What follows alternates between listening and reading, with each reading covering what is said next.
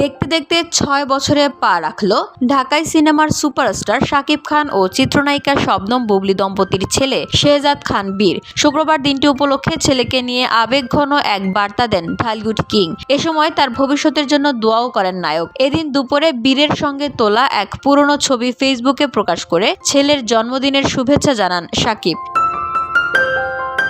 শাকিব খান লিখেছেন, শুভ জন্মদিন আমার ছোট রাজকুমার। বড় হয়ে একজন সত্যিকারের ভালো মানুষ হও। মহান আল্লাহর কাছে সব সময় প্রার্থনা করি পৃথিবীর সব সুখ আর সফলতাকে যেন তুমি স্পর্শ করতে পারো তোমার জীবনে। মনে রেখো, যখনই তোমার আমাকে প্রয়োজন হবে আমি সব সময় তোমার পাশে আছি।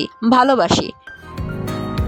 বসুন্ধরা, উত্তরা, বনশ্রী, কুড়িল ও বাড্ডা সহ রাজধানীর বিভিন্ন স্থানে অভিজাত ও অত্যাধুনিক মানের ফ্ল্যাট কেনার এক নির্ভরযোগ্য প্রতিষ্ঠান প্লেজেন্ট প্রপার্টিজ লিমিটেড। তাই আপনার স্বপ্নের আবাসনের জন্য আজই যোগাযোগ করুন। Pleasant properties limited, where destiny matches eventually. সেই পোস্টে শাকিব খানের অসংখ্য ভক্ত অনুরাগীরা বীরকে জন্মদিনের শুভেচ্ছা জানান। তার ভবিষ্যতের জন্য মঙ্গল কামনা করেন তারা।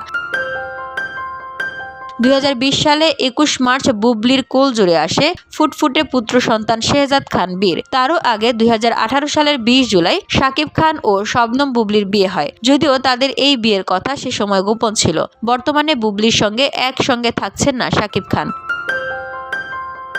VOD Bangla news desk.